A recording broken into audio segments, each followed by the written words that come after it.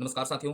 CGPSC CG Vyapam aspirant के online platform में आप सबका स्वागत है। आज की वीडियो में हम छात्रावास प्रबंधन प्रबंधन टॉपिक को आगे विस्तार देंगे। तो पिछले वीडियो के अंतर्गत हमने छात्रावास का सामान्य अर्थ पर चर्चा किया था। किस पर? छात्रावास के सामान्य अर्थ पर विस्तार पूर्वक क्या कर लिया है, चर्चा कर लिया है। तो पिछले वीडियो में हमने और क्या चर्चा किया?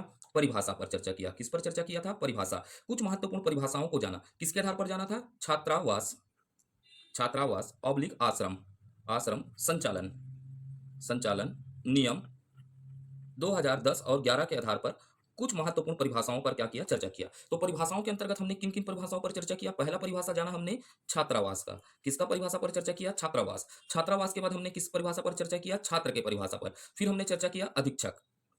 अधीक्षक के परिभाषा पर क्या किया? चर्चा किया। तो परिभाषाओं के अंतर्गत हमने कितने परिभाषा जाने? 3 परिभाषा। पहला कौन सा? छात्र का परिभाषा, दूसरा पहला छात्रावास, दूसरा छात्र, तीसरा किसका जाना? अधीक्षक का जाना। फिर हमने चर्चा किया पिछले वीडियो में छात्रावास के उद्देश्य पर चर्चा किया कि छात्रावास के क्या उद्देश्य हैं। छात्रावास के उद्देश्य पर विस्तार पूर्वक क्या किया? चर्चा किया। फिर हमने पिछले वीडियो में चर्चा किया छत्तीसगढ़ की भौगोलिक संरचना में छात्रावास के महत्व पर चर्चा किया। किसमें? छत्तीसगढ़ के भौगोलिक संरचना में भौगोलिक संरचना में छात्रावास छात्रावास के महत्व पर चर्चा किया। किस पर? छात्रावास के महत्व पर विस्तार पूर्वक क्या किया? चर्चा किया। फिर हमने जाना छात्रावास के श्रेणियों पर चर्चा किया। फिर किस पर चर्चा किया? छात्रावास के श्रेणियों पर विस्तार पूर्वक क्या कर लिया? चर्चा किया। फिर सबसे महत्वपूर्ण हम चर्चा को केंद्र किए कि छात्रावास में अधीक्षक की केंद्रीय भूमिका पर क्या किया? चर्चा को शुरुआत किया। जिसके अंतर्गत सबसे महत्वपूर्ण क्या टॉपिक पर चर्चा को शुरुआत किया? अधीक्षक। किसके? अधीक्षक के दायित्व पर चर्चा किया। किस पर? अधीक्षक के दायित्व पर चर्चा को शुरुआत किया था। क्योंकि समझेगा कि छात्रावास के प्रबंधन का पूरा दायित्व किसका होता है? अधीक्षक का होता है। तो हमको सबसे पहले क्या जानना रहता है? अधीक्षक के दायित्व क्या है? तो अधीक्षक के दायित्व क्या है? छात्रावास प्रबंधन के हैं। तो इससे हमें पूरी जानकारी प्राप्त हो जाएगी छात्रावास प्रबंधन की। तो अधीक्षक के दायित्व के अंतर्गत हमने क्या देखा? समझिएगा। सबसे पहले हमने चर्चा कर लिया है प्रशासनिक दायित्व पर चर्चा कर लिया है। किस पर? प्रशासनिक दायित्व। किसकी? अधीक्षक के हमने प्रशासनिक दायित्व पर चर्चा कर लिया है। किस पर? प्रशासनिक दायित्व पर चर्चा कर लिया है। याद आ रहा होगा आपको, प्रशासनिक दायित्व देख लिए हैं। प्रशासनिक दायित्व के साथ हमने क्या देखा है? अभिलेख संधारण संबंधित दायित्व। किस पर? अभिलेख संधारण संबंधित दायित्व पर चर्चा किया है। तो ये हमने पिछले वीडियो में पूरी तरीके से चर्चा कर लिया है। तो आपके दिमाग में एक रोड मैप तैयार हो गया होगा कि पिछले वीडियो में हमने क्या क्या चर्चा कर लिया है। तो अब आज के वीडियो में किसको आगे बढ़ाएंगे? अधीक्षक के बचे हुए दायित्वों को क्या करेंगे? आगे विस्तार देंगे। ठीक है, तो शुरुआत करते हैं। सबसे पहले हमने देख लिया प्रशासनिक दायित्व, दूसरा क्या देख लिया है? अभिलेखन संधारण संबंधित दायित्व। अब तीसरा दायित्व और सबसे महत्वपूर्ण दायित्व पर चर्चा करते हैं, खान पान एवं मेस संचालन संबंधित दायित्व। मेस संचालन संबंधित दायित्व पर चर्चा करते हैं। अधीक्षक के किसके? खान पान एवं मेस संचालन संबंधित दायित्व पर क्या करते हैं? चर्चा करते हैं। ठीक है, तो अब आपको पूरे तरीके से क्या बनना है? अधीक्षक बनाना है। अपने आप को क्या बनाना है? अधीक्षक बना लीजिए। ठीक है, स्टोरी तभी आप नरेट कर पाएंगे। और मेरे हिसाब से पढ़िए, क्योंकि मैं शुरू से ही टैगलाइन डालता हूं, रटना नहीं, समझना है। तो आप अपने मनोदशा में अपने आप को क्या बना लीजिए? अधीक्षक बना लीजिए। और आप समझिए कि मैं अधीक्षक हूं, मेरा दायित्व क्या होगा। तो सबसे पहले बोलता हूं, मैं एक पॉइंट बना रहा हूं, घर। रटिएगा मत, है ना। ऐसा ही मैं क्या बनाया हूं, ये मान लीजिएगा। ऐसा एक क्या है? भवन है। ये भवन है, तो बताइएगा ये क्या है? छात्रावास है या आश्रम है, जिसके आप सब क्या है? बताइएगा। अधीक्षक बन गए हैं। अभी सोचिएगा, कल्पना कीजिएगा, ये छात्रावास है, आप सब क्या बन गए हैं? अधीक्षक बन गए हैं। तो अधीक्षक बन गए हैं, तो इन छात्रावासों में कौन रहेंगे? बच्चे रहेंगे। ठीक है, कौन रहेंगे? बच्चे आएंगे। और बच्चे आएंगे तो आप इनका क्या करेंगे? संरक्षण करेंगे। क्या करेंगे? आप इनका संरक्षण करेंगे। स्टोरी नरेट करिएगा। इनका क्या करेंगे? संरक्षण करना आपका क्या होगा? दायित्व होगा। ठीक है, तो दायित्व है तो बच्चों के क्या होगा? संरक्षण करना है। तो बच्चों को क्या करना है? खान पान का क्या करना है? व्यवस्था करना है। तो खान पान की व्यवस्था के लिए आपको क्या चलाना पड़ेगा? मेस का क्या करना पड़ेगा? संचालन करना पड़ेगा। तो आपका दायित्व होगा या नहीं होगा? तो पहला दायित्व पर चर्चा करते हैं। ठीक है, किस पर चर्चा करते हैं? पहला दायित्व में। तो ये छात्रावास है। तो छात्रावास है तो आपको यहाँ पर क्या लाना पड़ेगा? खाद्यान्न सामग्री लाना होगा। क्या लेना होगा? खाद्यान्न सामग्री लेना होगा। जैसे आपको चावल लेना है तो आपको क्या करना पड़ेगा? सत्र के प्रारंभ में। किसमें? सत्र के प्रारंभ के समय छात्रावास। किसकी बात कर रहा हूं? छात्रावास या आश्रम हेतु। किसे हेतु? छात्रावास या आश्रम हेतु सबसे पहले आपको क्या बनाना पड़ेगा? Ration card. कौन सा कार्ड? राशन कार्ड का निर्माण करना होगा। किसका निर्माण करना होगा? राशन कार्ड का निर्माण करना होगा। समझ पाए? क्योंकि आप बच्चे हैं, बच्चे को क्या दिलाना है? खाना दिलाना है। तो आप क्या करेंगे? सबसे पहले सत्र के प्रारंभ में छात्रावास या आश्रम हेतु क्या करेंगे? राशन कार्ड का निर्माण करेंगे। अगर राशन कार्ड है तो आप उसका क्या करेंगे? नवीनीकरण करना होगा। आप सबको क्या करना होगा? नवीनीकरण करा लेंगे। करना होगा। क्या होगा? कराना होगा। आपको क्या कराना होगा? नवीनीकरण कराना होगा। तथा खाद्यान्न राशन की दुकान से ही लेंगे। आप कहां से लेंगे? खाद्यान्न को, जो चावल मिलता है उसे आप कहां से लेंगे? खाद्यान्न राशन की दुकान से लेंगे। से ही ले। ठीक है, तो ये हो गया पहला आपका दायित्व। तो कैसा दायित्व है समझिएगा, सत्र जैसे प्रारंभ होगा तो छात्रावास आश्रम हेतु आपको क्या करना पड़ेगा, राशन कार्ड निर्माण करना पड़ेगा, तथा अगर राशन कार्ड है तो उसे नवीनीकरण कराना होगा, और यहाँ से क्या होगा, खाद्यान्न सामग्री कहाँ से लेंगे, राशन की दुकान से ही लेकर के आपका क्या है, दायित्व है। क्लियर है। अब ये बच्चे हैं तो इनका क्या करना है, भोजन का क्या करना है, प्रबंध करना है। किसका प्रबंध करना है, भोजन का प्रबंध करना है। तो भोजन का प्रबंध करना है तो भोजन के लिए क्या चाहिए, मेस चाहिए। तो मेस चाहिए तो मेस को क्या करना होगा, संचालन करना होगा। तो आपको क्या करना पड़ेगा, मेस संचालन समिति का क्या करना पड़ेगा, समय पूर्व क्या करना पड़ेगा, गठन करना पड़ेगा। क्लियर है। तो दूसरा क्या होगा, आपका दायित्व क्या होगा, मेस संचालन समिति। किसका, मेस संचालन समिति का गठन। किसकी बात कर रहा हूं, मेस संचालन समिति का गठन समय पूर्व कर लीजिएगा, पूर्व कर ले। ठीक है, ये आपका दायित्व है। दूसरा समझिएगा, आप क्या है, हॉस्टल वार्डन है बनाकर। ठीक है, आप समझिएगा, आप मेस है तो ये भोजन बनाना है, तो भोजन बनाओगे तो क्या करोगे, विभिन्न प्रकार की सामग्री क्या करेंगे, सामग्री का क्या करेंगे, क्रय करेंगे। अगला पॉइंट आप समझिएगा, पहले फिर मैं लिखूंगा, विभिन्न प्रकार की सामग्री का क्या करेंगे, क्रय करेंगे। तो इसे विधिवत, क्या बोल रहा हूं, विधिवत आपको क्या करना पड़ेगा, स्टॉक पंजी। कौन सा आपके पास जो स्टॉक पंजी है, तो आप भोजन के लिए क्या करेंगे, सामग्री क्रय करेंगे, सामग्री क्रय करेंगे तो उसे विधिवत स्टॉक पंजी, किसमें कह रहा हूं, स्टॉक पंजी, या खाद्यान्न लिख देता हूं, क्या लिख देता हूं, खाद्यान्न पंजियों में। किसमें, पंजियों में क्या करना पड़ेगा, दर्ज करना पड़ेगा। और दर्ज कैसे करेंगे, नियमानुसार करेंगे भाई, अपने मर्जी से नहीं कर देंगे। ठीक है, किसके अनुसार करेंगे, नियमानुसार इनको क्या करेंगे, दर्ज करेंगे। और सामग्री को मितव्ययता से तौल कर उपयोग करेंगे, और जो सामग्री लेकर लाएंगे उन्हें क्या करेंगे आप, मितव्ययता भाई, क्योंकि महीना भर चलाना है आपको बच्चों को। ठीक है, तो आप इन सामग्री को मितव्ययता से तौल कर क्या करेंगे, उपयोग करेंगे। जितना जरूरत है वैसे ही आप क्या करेंगे, तौल कर उपयोग करेंगे। तो ये सब क्या है, आपके दायित्व होंगे भोजन संबंधी। तो ये समझ पाए, सामग्री क्रय करेंगे, विधिवत स्टॉक पंजी एवं खाद्य पंजियों में नियमानुसार क्या करेंगे, दर्ज करेंगे। और मितव्ययी सामग्री को, किसको बोल रहा हूं, सामग्री को मितव्ययी व्यवस्था से तौल कर क्या करेंगे, उपयोग करेंगे। तो ये आपका तीसरा क्या होगा, दायित्व होगा। लिख देता हूं, आप समझ पाए होंगे। तो क्रय सामग्री को, किसकी बात कर रहा हूं, क्रय सामग्री, सामग्री को, सामग्री को विधिवत, विधिवत स्टॉक, स्टॉक पंजी अर्थ या खाद्यान्न, खाद्यान्न पंजियों में, पंजियों में, पंजियों में दर्ज कर, कर नियमानुसार, नियमानुसार दर्ज करेंगे, दर्ज करेंगे, करेंगे। और सामग्री में किसमें लिख देता हूं, सामग्री मितव्ययिता, वैता, थोड़ा मात्राओं पर मत ध्यान दीजिएगा, ता से तौल कर उपयोग करेंगे, तौल कर उपयोग करेंगे। तो ये हो गया हमारा तीसरा क्या हो गया, दायित्व हो गया किसके, खान पान मेस संचालन के। ठीक, अब ये हो गया तीसरा दायित्व। और समझिएगा, कोई भी प्रश्न आपसे कूटों में फंसाए, किसी तरह से फंसाए, आप बस कॉन्सेप्ट को समझिए। अब समझिएगा, यहाँ पर क्या है, बच्चे रह रहे हैं, बच्चे रह रहे हैं। तो बच्चे हैं तो बच्चों का क्या चाहिए बताइएगा, ये बच्चों का शारीरिक विकास क्या है, आपको शारीरिक, शारीरिक विकास भी करना है। क्या करना है, शारीरिक, और क्या करना है, सर्वांगीण, गिण विकास करना है। क्या विकास करना है, सर्वांगीण। समझिएगा ना, ये बच्चे हैं, बच्चे का शारीरिक एवं सर्वांगीण विकास करना है। तो बच्चों को आपको क्या करना है, संतुलित एवं पौष्टिक आहार क्या करना होगा, प्रदान करना आपका क्या होगा, कर्तव्य होगा। तो अगला क्या होगा, खान पान के अंतर्गत बच्चों को संतुलित, संतुलित एवं पौष्टिक आहार प्रदान करना। क्या है, पौष्टिक आहार प्रदान करना, आहार प्रदान करना आपका क्या है, दायित्व है। भाई आप बच्चों के क्या हैं, गार्जियंस हैं, माता पिता से ज्यादा बढ़कर हैं। ठीक है, माता पिता ने तो इन्हें जन्म दिया है, अब आपका इसका शारीरिक एवं सर्वांगीण विकास करना है। ठीक है, तो आपको क्या करना पड़ेगा, बच्चों को संतुलित एवं पौष्टिक आहार प्रदान करना पड़ेगा। ये नहीं करिएगा कि पैसा आया है, बच्चे के पैसा को खा के डकार दीजिएगा। ठीक है, ऐसे नहीं है ना। तो आपको क्या करना है, संतुलित एवं पौष्टिक आहार क्या करना है, प्रदान करना है। आप समझिएगा, फिर स्टोरी नरेट करिए, कहानी। ये बच्चे हैं, अब ये बच्चे किसको छोड़कर आए हैं, घर को छोड़कर आए हैं। किसको छोड़कर आए हैं, घरों को छोड़कर आए हैं। और घरों में रहते तो ये क्या मनाते,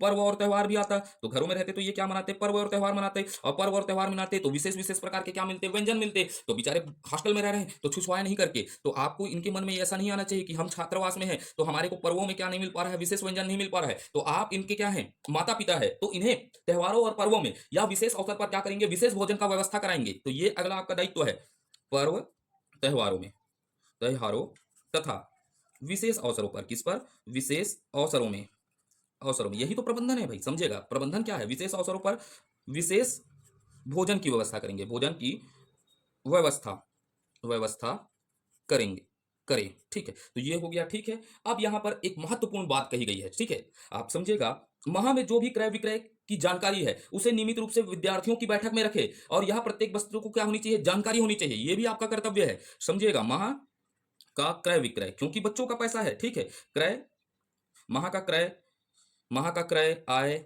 व्यय की जानकारी, जानकारी नियमित। तो आप बनेंगे तो ऐसा करना ही पड़ेगा आपको। ठीक है, महा का क्रय आय व्यय की नियमित जानकारी विद्यार्थियों की बैठक में प्रस्तुत करें। किसमें, बैठक में रखे, रखे।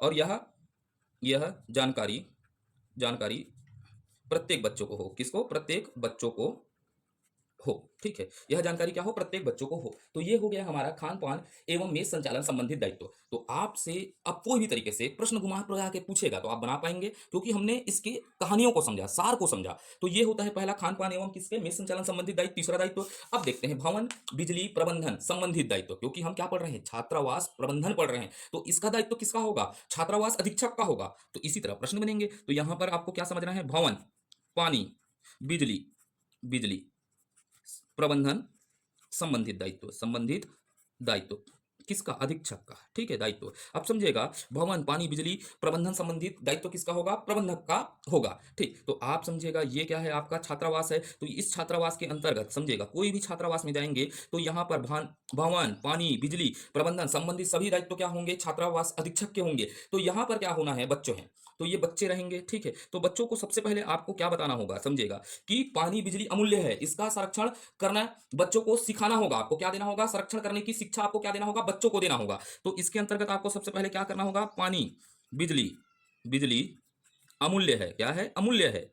आप जानते हैं, सब जानते हैं पानी बिजली क्या है? अमूल्य है। आप पढ़ कर आए हैं। ठीक है, पानी बिजली अमूल्य है। तो वो छोटे छोटे बच्चे होंगे, तो उनको आपको क्या देना पड़ेगा? पानी बिजली अमूल्य है, इसका संरक्षण संरक्षण संरक्षण करने की सीख सीख किसको? बच्चों को देनी चाहिए। बच्चों को देना चाहिए। ये भी आपका क्या है? दायित्व है, जिससे बच्चे क्या समझ पाए कि पानी बिजली क्या है? अमूल्य है, अमूल्य धरोहर है। इसका संरक्षण करने का शिक्षा आपको क्या देना पड़ेगा? बच्चों को देना पड़ेगा। ठीक है, अब ये बच्चों को भी और बताना पड़ेगा। क्या बताना पड़ेगा? ये बच्चों को आपको एक चीज बताना पड़ेगा कि भवन अन्य सामग्री अपने स्वयं की है, इसका क्या करे? इसका एहसास आपको क्या करना होगा? बच्चों को दिलाना पड़ेगा। ठीक है, तो ये जैसा भवन है, ठीक है, क्या है? भवन। ये भवन है, भवन के अंतर्गत क्या है? जैसे खेल के लिए क्या है? बेट रखा हुआ है, कुछ सामान रखा हुआ है। इसके बारे में आपको क्या जानकारी देना पड़ेगा? जी, ये भवन एवं उपलब्ध सामग्री अपने स्वयं की है। बच्चों को आपको क्या बताना पड़ेगा? जो ये भवन है और यहाँ उपलब्ध सामग्री है जो आपके स्वयं की है, इसका एहसास आपको क्या करना होगा? बच्चों को कराना होगा। तभी तो आप हॉस्टल का अच्छे से प्रबंधन कर पाएंगे। नहीं तो बच्चे पलंग वलंग को भाप बटोरेंगे, परेशान हो जाओगे। ठीक है, आप डिप्रेशन में आ जाओगे, कैसे बच्चे हैं करके। ठीक है, तो भवन 70। ठीक है, भवन अन्य अन्य उपलब्ध लिखते हैं। अन्य उपलब्ध सामग्री सामग्री अपने स्वयं का है, स्वयं की है। इसका एहसास बच्चों में कराना चाहिए। ये आपको कराना होगा, तभी आप अच्छे से छात्रावास को क्या कर पाएंगे? प्रबंधन कर पाएंगे। नहीं तो रानी मुखर्जी वाला पिक्चर देखे हो, बच्चे आपके ऊपर बम फोड़ कर चले जाएंगे। ठीक है, नहीं गुरुजी थोड़ा बाहर में देखो, गई के बड़े हॉस्टल में चले गए तो बाहर में देखेंगे वाला हो जाएगा। ठीक है, अब यहाँ पर आप क्या है? बच्चे रह रहे हैं। ठीक है, ये बच्चे रह रहे हैं, कहानी को बस समझिएगा। ये बच्चे रह रहे हैं, मेरे तरीके से पढ़िए, कहानी को समझिए। ये बच्चे रह रहे हैं, तो भवन के वातावरण को क्या बनाना होगा? बच्चों को सिखाना है, तो भवन के वातावरण को क्या बनाना होगा? आकर्षक। जैसे भूतिया बंगला टाइप से आपका भवन है, तो बच्चे क्या होंगे? डरेंगे, पढ़ाई नहीं कर पाएंगे। गुरुजी भूत आते कहीं, आप लोग को चंदवा भी गलाना पड़ेगा। ठीक है, तो इसीलिए आपको क्या करना होगा? भवन को के वातावरण को, किसको? वातावरण को आकर्षक बनाए। ठीक है, आकर्षक बनाए। जैसे कैसे भवन के आकर्षक बनाएंगे? चित्र बना दीजिए। दीवारों में क्या बनाए? चित्र बनाए। जैसे आपने छोटे कक्षा में है तो ABCDEFG लिख दीजिए। ठीक है, वहां से लिखना, पंडित जी नहीं लिखना है, तो ऐसा चित्र बनाएंगे। ठीक है, कुछ महान पुरुष के कथनों को लिखेंगे दीवार में, जिससे भवन कैसा दिखेगा? आकर्षक दिखेगा। ठीक है, अब यहाँ पर आपका दायित्व क्या होगा? भवन में पानी बिजली प्रबंधन संबंधित दायित्व है। तो आपको अंतर्गत क्या होगा? संस्था में क्या होता है? उपलब्ध सोलर लाइट एवं वाटर कूलर का समुचित उपयोग करे, क्योंकि आपको सरकार क्या देगी? सोलर लाइट एवं वाटर कूलर दे रहेगा, इसका समुचित उपयोग करे। ये भी आपका क्या है? दायित्व है। तो यहाँ पर आपका दायित्व क्या होगा? संस्था में उपलब्ध, तभी तो आप प्रबंधन सीख रहे हैं। संस्था में उपलब्ध सोलर लाइट वाटर कूलर, किसकी बात कर रहा हूं? वाटर कूलर का समुचित उपयोग करे। उपयोग करे। ये भी आपका क्या है? दायित्व है। ठीक है, अब अगला चलते हैं। ये हो गया इतना, इसको कॉन्सेप्ट को बस समझेगा, रटिएगा बस। रटोगे तो क्वेश्चन बनाना मुश्किल है। ठीक है, अब अगले पॉइंट में चलते हैं। अब यहां पर अगला दायित्व क्या होगा? क्योंकि भोजन बनाना है तो किचन को क्या करना है? किचन को साफ सुथरा रखने संबंधित दायित्व। ठीक है, दायित्व। तो ये भी आपका क्या होगा? दायित्व होगा। ठीक है, क्योंकि आप जानते हैं, आपने पढ़ाई करने के लिए कहीं ना कहीं रूम में रहा होगा। तो रूम में भले आप अपने रूम के किचन को कितना गंदा रखे होंगे, जैसे मैं भी रहा हूँ, बहुत समय तक क्या रहा है और अभी भी रहते हैं। ठीक है, तो हम किस में रहते थे? रूम में रहते थे। ठीक है, दुर्गा में कहाँ रहते थे? रूम में रहते थे। तो हमारा रूम तो अद्भुत और आकल्पनिक था। ठीक है, किचन को देखो तो खाना खाने की इच्छा नहीं लगे। लेकिन आप जब छात्रावास में जाएंगे, इसीलिए हम टिफिन बनवाते थे, क्योंकि बर्तन धोना हमारे को क्या होता था? बहुत जी आता था। तो लेकिन आप क्या है? आपके पास कितने हैं? 50 से अधिक बच्चे होंगे, तो आपको किचन को क्या करना होगा? साफ सुथरा रखने की संबंधित दायित्व किसकी होगी? छात्र छात्रावास अधीक्षक की होगी। अगर आप नहीं रखे, कहीं से गलती से क्या हो गया, कुछ फूड पॉइजन हो गया, तो लेने का देना होगा। इसीलिए आपको क्या है, किचन को साफ सुथरा रखने संबंधित दायित्व आपका होगा, ठीक है। और उसके बाद क्या होगा, स्वच्छता एवं आपात व्यवस्था संबंधित दायित्व, स्वास्थ्य एवं स्वच्छता बोल दिया, सॉरी, स्वास्थ्य, किसकी बात करता हूं, स्वास्थ्य एवं आपात व्यवस्था संबंधित दायित्व, आपात व्यवस्था संबंधित दायित्व, ये सबसे महत्वपूर्ण दायित्व होता है। आपकी जिम्मेदारी बहुत खतरनाक जिम्मेदारी होगी जब आप छात्रावास अधीक्षक बनेंगे। तो अगला आपका दायित्व क्या होगा, स्वास्थ्य एवं आपात व्यवस्था संबंधित क्या बोल रहा हूं, दायित्व कर रहे हैं, ठीक है। आप समझिएगा, आप कहाँ हैं, छात्रावास में है, कहाँ है, ये आपका क्या है, छात्रावास है, क्या है बोला मैं, आपका छात्रावास है। और ये छात्रावास में क्या रह रहे हैं बेटा, छात्र रह रहे हैं आपके, क्या रह रहे हैं, होनहार बच्चे रहेंगे। और ये होनहार बच्चे को अचानक किसी को कुछ हो गया, ठीक है, तो कुछ हो जाएगा तो आप क्या करेंगे, सबसे पहले आपातकाल में सर्वप्रथम रिलीफ सिद्धांत अधीक्षक को क्या करना चाहिए, पालन करना चाहिए। अर्थात रिलीफ का मतलब क्या होगा, आप सबसे पहले कौन सा सिद्धांत का पालन करेंगे, रिलीफ सिद्धांत का पालन करेंगे। रिलीफ सिद्धांत का आप क्या करेंगे, पालन करेंगे। किस सिद्धांत का, रिलीफ सिद्धांत का पालन करेंगे। और रिलीफ सिद्धांत का मतलब क्या होता है, तत्कालिक समाधान का पालन करेंगे। कि भाई लड़का को कुछ हो गया तो तत्काल आप सोचेंगे इसको मैं कहां ले जाऊं करके। तो आपको क्या याद रखना है, आपात अवस्था में, ठीक है, आपात काल में सर्वप्रथम, किसकी बात कर रहा हूं, सर्वप्रथम रिलीफ, रिलीफ अर्थात रिलीफ को मैं लिख देता हूं कोष्टक में, आप नहीं समझ पाएंगे, तत्कालीन समाधान, समाधान का सिद्धांत अधीक्षक को पालन करना चाहिए, अधीक्षक को पालन करना चाहिए, पालन करना चाहिए। अब भाई आप लड़का गिर गया है तो गोड़ टूटे हुई, ठीक है, बाद में जहूं वाले नहीं करना है ना, तो तुरंत आपको रिलीफ सिद्धांत का क्या करना है, पालन करना है। अब भैया बच्चे हैं, ठीक है, और बच्चे हैं तो इनको, ठीक, आप क्या है, माता पिता हैं, तो विद्यार्थियों का नियमित स्वास्थ्य परीक्षण करवाया जाना चाहिए। आपका दायित्व बनेगा कि विद्यार्थियों को, किसको, विद्यार्थियों को नियमित, किसकी बात कर रहा हूं, नियमित स्वास्थ्य परीक्षण करवाना होगा, स्वास्थ्य परीक्षण परीक्षण कराया जाना चाहिए। ये भी आपका क्या है, उद्देश्य है। क्योंकि बच्चों का स्वास्थ्य परीक्षण होते रहेगा तो आप भी क्या रहेंगे, अच्छे रहेंगे कि मेरे बच्चे हैं, ये अच्छे स्वस्थ हैं, हिष्ट पुष्ट हैं करके आप सोचोगे। क्योंकि आप इनके क्या है, माता पिता हैं, ठीक है। आप समझिएगा, स्टोरी को ही नरेट करिएगा। आप अभी बन गए हैं, सोचिए अपने तरीके से क्या बन गए हैं, छात्रावास, और बनेंगे ही, आप सब पढ़ रहे हैं तो, ठीक है। अब यहाँ पर क्या होगा, बच्चों की आंख की नियमित जांच हो, ठीक है। अगर बच्चों की आंख कमजोर है तो उन्हें क्या करना है, चश्मा लगाना, ये तो आप जान जाएंगे, ठीक है। अब यहाँ पर क्या है, सबसे महत्वपूर्ण क्या है, व्यक्ति स्वच्छता का ज्ञान कराना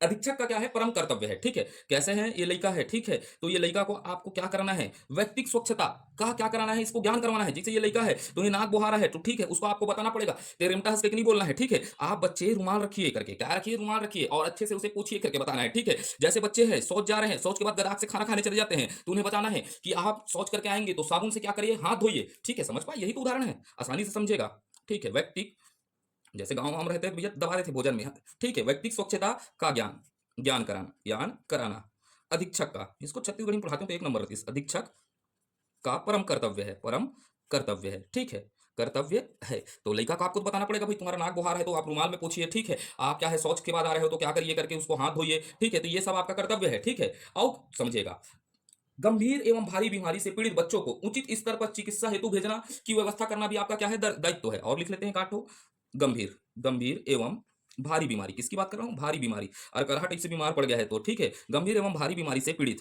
समझ ले रहा हो भैया, इस प्रकार का आपको करना पड़ेगा, ठीक है। गंभीर एवं भारी बीमारी से पीड़ित बच्चों को उचित स्तर पर चिकित्सा, किसकी बात कर रहा हूं, उचित स्तर पर चिकित्सा हेतु भेजने की क्या बोल रहा हूं, व्यवस्था आपकी होगी, ठीक है, व्यवस्था आपकी होगी, ठीक, खत्म। अब आगे चलते हैं, एक और महत्वपूर्ण कार्य को देखते हैं, इसके दायित्व को, क्योंकि प्रबंधन का पूरा दायित्व किसका है, अधीक्षक। और अधीक्षक किस प्रकार प्रबंधन करेगा, इसे आपको सबसे पहले समझना पड़ेगा। उसके बाद देखते हैं सामाजिक, साहित्यिक, सांस्कृतिक सांस्कृतिक खेलकूद, किसकी बात कर रहा हूं, खेलकूद संबंधित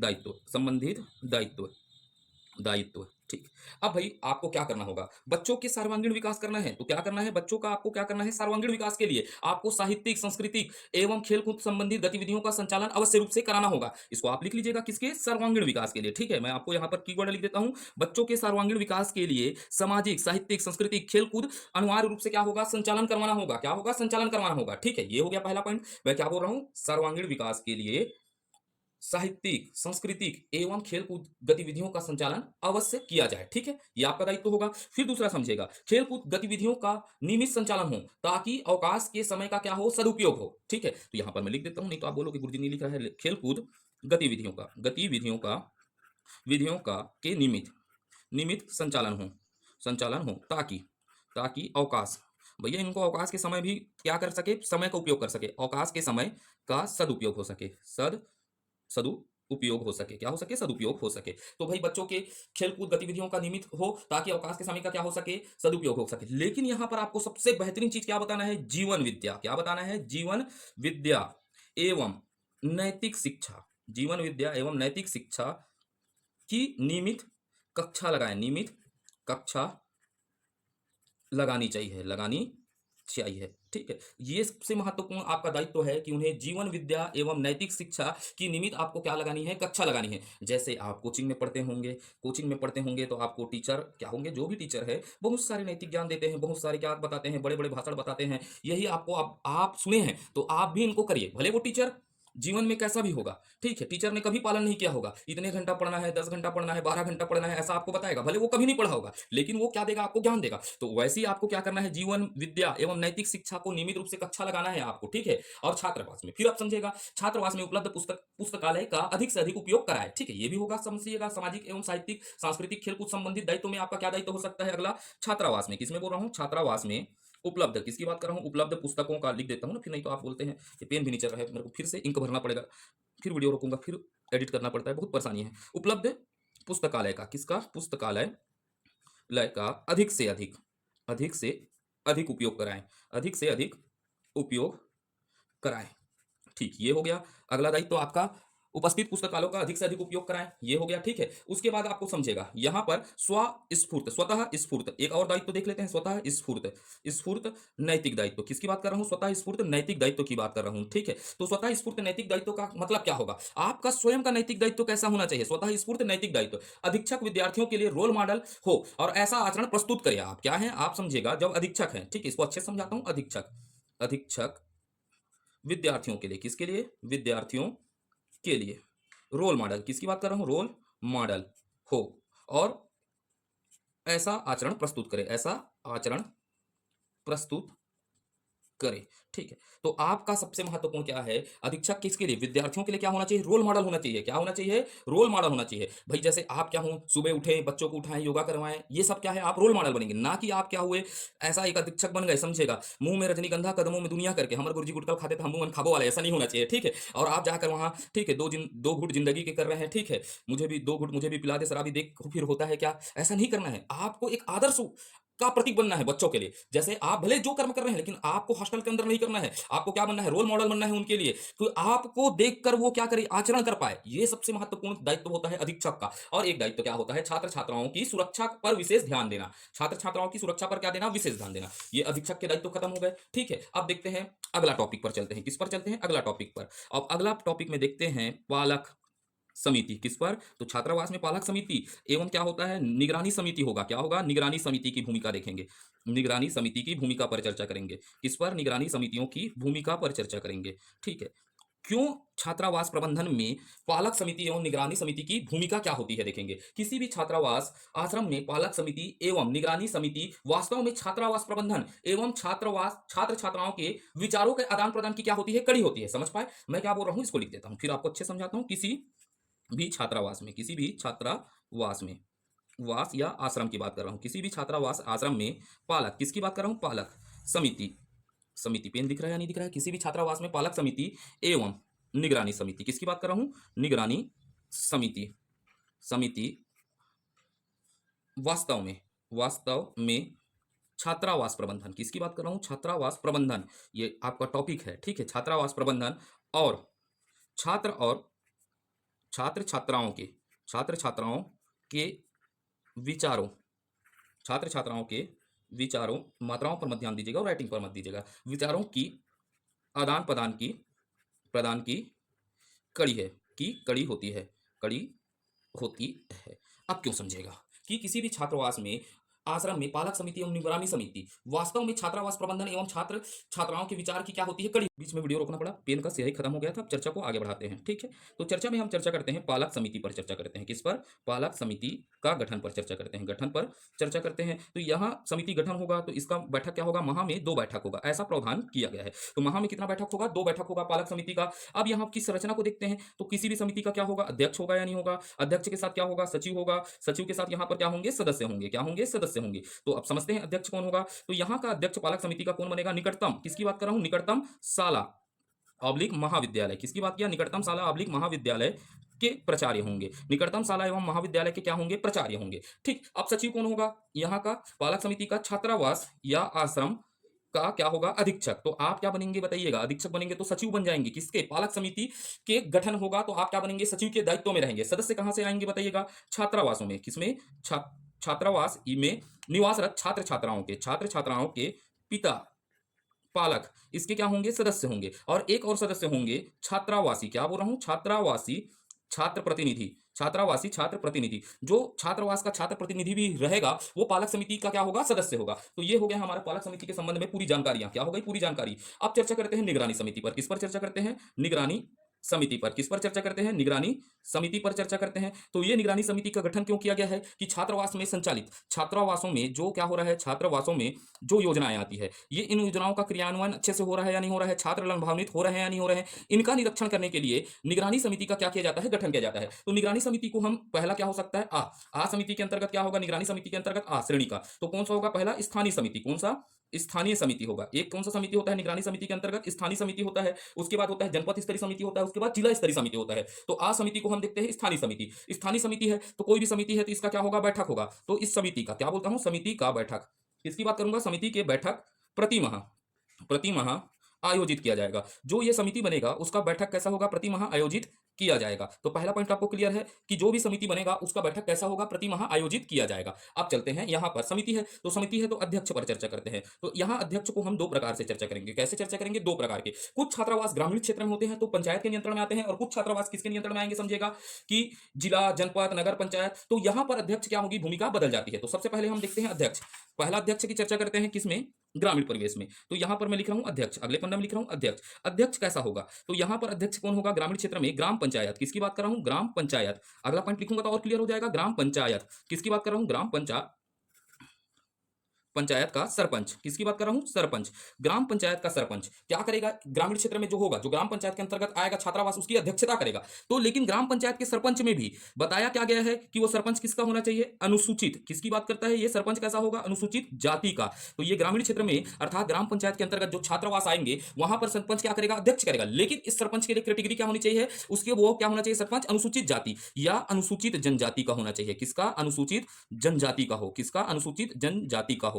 ठीक है, पहला कैटेगरी समझ पाए आप। ग्राम पंचायत का सरपंच किसका होना चाहिए? अनुसूचित जाति या अनुसूचित जनजाति का है। अगर मान लीजिएगा सरपंच अनुसूचित जाति का भी नहीं है और किसका नहीं है? अनुसूचित जनजाति का नहीं है, तो मैं यहां पर लिख देता हूं यदि, आपके समझने के लिए, यदि सरपंच उपयुक्त दोनों वर्ग से नहीं है। क्या है? उपयुक्त दोनों वर्ग से, 2 वर्ग से नहीं है। तो क्या है? उपयुक्त 2 वर्ग अनुसूचित जाति तथा अनुसूचित जनजाति से नहीं है। तो क्या होगा? अगला पड़ाव क्या होगा? ग्राम पंचायत। किसके द्वारा? ग्राम पंचायत द्वारा नामांकित किस श्रेणी के होंगे? अनुसूचित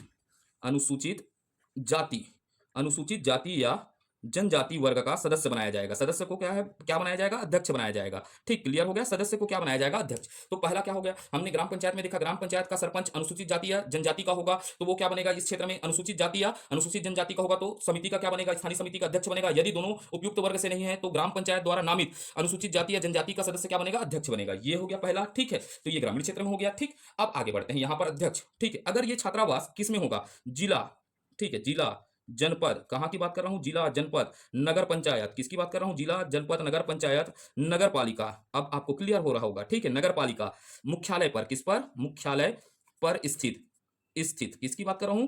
जिला, जनपद, नगर पंचायत, नगर पालिका मुख्यालय पर स्थित छात्रावास आश्रमों के लिए। किसके लिए? छात्रावास आश्रमों के लिए संबंधित निकाय के, क्या संबंधित निकाय, अर्थात कौन से संबंधित निकाय, या तो जिला हो सकता है, जिला के अंतर्गत है, या जनपद के अंतर्गत आ रहा है, या नगर पंचायत के अंतर्गत आ रहा है, या नगर पालिका के अंतर्गत स्थित कोई भी संबंधित निकाय, या तो जिला से संबंधित निकाय होगा, जिला में होगा तो जिला से संबंधित निकाय होगा, जनपद के अंतर्गत आ रहा होगा तो जनपद से संबंधित निकाय होगा, नगर पंचायत के अंतर्गत आएगा तो नगर पंचायत से संबंधित निकाय का अध्यक्ष, किसकी बात कर रहा हूं, संबंधित निकाय का अध्यक्ष की बात कर रहा हूं, ठीक है, अध्यक्ष, अध्यक्ष, ठीक है। अब ये अध्यक्ष के लिए भी कैटेगरी रखा गया है, जो कि क्या होगा, जो कि देखिएगा, जो कि किससे, अनुसूचित जाति, अनुसूचित जाति तथा अनुसूचित जनजाति, किससे, अनुसूचित जनजाति, अनुसूचित जनजाति के होंगे, ठीक है, ये पहला क्लियर हो गया, अनुसूचित जनजाति के होंगे। जिला, जनपद, नगर, नगर पंचायत, नगर पालिका मुख्यालय पर स्थित छात्रावास आश्रमों से के संबंधित निकाय के अध्यक्ष, जो कि क्या कह रहा हूं, अनुसूचित जाति और जनजाति के क्या होंगे, होंगे, तो वो क्या बनेंगे, अध्यक्ष बनेंगे, ठीक है। लेकिन यहां पर कुछ बात और कहा गया है, ये थोड़ा क्रिटिकल पॉइंट है, इसको समझेगा। यदि यदि अध्यक्ष, किसकी बात कर रहा हूं, अध्यक्ष, ठीक है, स्वयं स्वयं अनुसूचित जाति, किसकी बात कर रहा हूं, अनुसूचित जाति ऑब्लिक जनजाति, अनुसूचित जाति और अनुसूचित जाति या जनजाति वर्ग के हो तो, वर्ग के हो तो, ठीक है। अब समझिएगा, जो अध्यक्ष है और उपाध्यक्ष है अनुसूचित जनजाति और क्या होना चाहिए, अनुसूचित जाति वर्ग का होगा। तो यहां पर क्या कहा गया है प्रावधान में, यदि अध्यक्ष स्वयं अनुसूचित जाति और जनजाति का हो तो संबंधित निकाय द्वारा, किसके द्वारा, संबंधित निकाय द्वारा, जो जिला भी हो सकता है, जनपद भी हो सकता है, आपको आगे में हेडिंग डलवा दिया हूं, तो संबंधित निकाय द्वारा, किसके द्वारा, संबंधित निकाय द्वारा नामांकित, किसके द्वारा, संबंधित निकाय द्वारा नामांकित अनुसूचित जाति, किसकी बात कर रहा है, अनुसूचित जाति तथा जनजाति का सदस्य होगा, जनजाति का सदस्य होगा। तो ये प्रावधान है, सदस्य होगा। थोड़ा क्लियर हुआ होगा, तो फिर से मैं इसको और एक बार चर्चा कर देता हूं, थोड़ा क्रिटिकल है, ठीक है। जिला, जनपद, नगर पंचायत, नगर पालिका मुख्यालय पर स्थित छात्रावासों से संबंधित निकाय का अध्यक्ष क्या होना चाहिए, जो कि क्या होना चाहिए, अनुसूचित जाति, ठीक है, जो कि अनुसूचित जाति और अनुसूचित जनजाति का होना चाहिए। तो अगर मान लीजिएगा होना चाहिए, ठीक है, तो यदि अध्यक्ष स्वयं क्या हो गया है, अनुसूचित जाति और अनुसूचित जनजाति वर्ग का हो तो क्या होगा, निकाय, कौन सा, संबंधित निकाय द्वारा नामांकित सदस्य को, क्या नामांकित सदस्य, जो किसका होना चाहिए, अनुसूचित जाति तथा अनुसूचित जनजाति का सदस्य होगा, उसको अध्यक्ष के लिए क्या किया जाएगा, नामांकित किया जाएगा। क्योंकि जनपद है, जिला है, यहाँ के लोग तो क्या हो सकते हैं, मीटिंग में नहीं आ सकते, तो नामांकित सदस्य क्या करेंगे, भेजेंगे। क्लियर हुआ आपको। अब चर्चा को आगे बढ़ाते हैं, ठीक है। अब यहाँ पर सदस्य क्या होंगे, तीसरा, ये अध्यक्ष दो प्रकार का क्यों हो रहा है करके समझ पा रहे हैं, एक ग्रामीण होगा और एक क्या हो गया, मान लीजिएगा जनपद जिला के अंतर्गत आ रहे हैं, तो उसके लिए अध्यक्ष कौन करेगा, अध्यक्षता अलग व्यक्ति करेंगे। तो अध्यक्ष का दो टाइप बताया। अब इसमें सदस्य सर्वमान्य होगा। सदस्य कैसे होगा, सबसे पहले संस्था में निवासरत, किसकी बात कर रहा हूं, निवासरत विद्यार्थी, संस्था में निवासरत विद्यार्थी के में किन्हीं दो पालकों को, ये याद रखना है, यहां पर संस्था में निवासरत किन्हीं दो पालकों को, पालक गणों को, ठीक है, पालक गणों को लिख देता हूं यहां पर, पालक गणों को क्या बनाया जाएगा, सदस्य बनाया जाएगा, दो पालक गणों को सदस्य बनाया जाएगा। लेकिन इसके लिए भी कुछ और प्रावधान है, जिन्हें संबंधित ग्राम पंचायत ऑब्लिक नगरी निकाय, किसकी बात कर रहा हूं, नगरी निकाय द्वारा अधिकृत किया गया हो, क्या किया गया हो, अधिकृत किया गया हो। तो आपको क्लियर हुआ सदस्य कैसे होंगे करके। संस्था में निवासरत विद्यार्थियों के दो पालक गण होंगे, जिन्हें संबंधित पंचायत या नगरीय निकाय द्वारा क्या हो, अधिकृत किया गया, वही क्या होंगे, सदस्य होंगे। उसके बाद और सदस्य की बात की गई है इसमें, सदस्य, तो यहां सदस्य क्या बताया गया है, बीएमओ, किसके द्वारा, बीएमओ द्वारा नियुक्त, किसकी बात कर रहा है, बीएमओ द्वारा नियुक्त स्वास्थ्य कार्यकर्ता। यहां पर बताया गया है एक सदस्य क्या होगा, बीएमओ द्वारा नियुक्त स्वास्थ्य कार्यकर्ता भी इसका क्या होगा, सदस्य होगा, ठीक। उसके बाद और सदस्य की बात की गई है, क्या की गई है, सदस्य की बात की गई है। सदस्य के अंतर्गत क्या आएगा, गांव के स्थित, क्या है, गांव की स्थित वरिष्ठतम शाला का प्रधान पाठक ऑब्लिक प्राचार्य भी इसका क्या होगा, सदस्य होगा। अब इसके बाद एक सदस्य और है, छोटा सा याद कर सकते हैं आप इसको, सचिव कौन होगा, छात्रावास का अधीक्षक होगा। तो ये रहा हमारा कौन सा समिति पर चर्चा कर लिए हमने, स्थानीय समिति पर। किस पर समिति कर लिए, स्थानीय समिति पर चर्चा कर लिए। तो आज के लिए चर्चा को इतना ही रखते हैं, फिर जनपद और जिला समिति को चर्चा कर लेंगे, ठीक है। उसके बाद कुछ महत्वपूर्ण तथ्यों पर भी चर्चा करना है, ठीक है। और आपको क्या मैं सूचना दे देता हूं, बता देता हूं कि ये जो सोर्सेस हैं, इन सोर्सेस को मैं कहां से यूज कर रहा हूं, कि एक बुक आता है हॉस्टल वार्डन वाले के पास, अधीक्षकों के पास क्या रहता है, ये बुक रहता है। ये पूरा बुक पढ़ना नहीं है, ठीक है। इसके कुछ महत्वपूर्ण तथ्यों को हमको क्या करना है, जानकारी देना है। और दूसरा सोर्स मेरा रहा है कि जो छात्रावास संचालन अधिनियम क्या है 2011-12 है, ये सच्चे सोर्सेस से लेकर मैं आपके लिए क्या कर रहा हूँ, पूरे नोट्स तैयार करके आपको संक्षिप्त और सारगर्भित नोट्स प्रस्तुत कर रहा हूँ, ठीक है? तो मन में द्वेष नहीं आना चाहिए सर कि आप कहाँ से पढ़ा रहे हो। मैं वैसा टीचर नहीं रहा हूँ जो अपने सोर्स को नहीं बताऊँ, क्योंकि गुरु ही क्या है, एक मार्गदर्शक है और मेरी भूमिका क्या है, आपको सच्चाई बताना, क्या है, सत्य से अवगत करवाना। मैं कभी भ्रम नहीं करूँगा कि इसे मैंने स्वयं से खोजा है, कहाँ से लाया है, ये मेरे द्वारा निर्मित है, ऐसा नहीं है। कोई भी टीचर होगा, वो कोई ना कोई सोर्सेज़ का क्या करेगा, प्रयोग करेगा। तो मेरे मित्रगण हैं, मैं इसको कहाँ से लाया, मैं आपको पूरा जर्नी बताता हूँ। मेरे मित्रगण क्या है, कोई 2 मित्रगण हैं जो छात्रावास हैं, अधीक्षक है। तो उनसे मैंने विस्तृत चर्चा किया। लगभग दोनों छात्रावास अधीक्षकों से मैंने 2 से 3 घंटे बात किया कि सर ये टॉपिक है, मित्र हैं तो सर तो बोलना पड़ेगा, आपको बता रहा हूँ, सम्मानीय है। तो मैं उनसे पूछा कि ये नया टॉपिक है यार, इसको किस तरह पढ़ाया जाए? तो उन्होंने पूरी तरीके से जो बुक था, इस बुक में मार्क करके दिया कि जो हमारे लिए काम के हैं, जो आपके एग्जाम के काम के हैं, उन चीज़ों को मार्क किया, क्योंकि हम प्रबंधन करते हैं तो ये समस्या आती है, ऐसा-ऐसा होता है करके उन्होंने पूरी तरीके से बताया। और वैसे ही आप समझते होंगे जो मैं बाल मनोविज्ञान पढ़ा रहा हूँ, तो इन पर भी मैं जो टीचर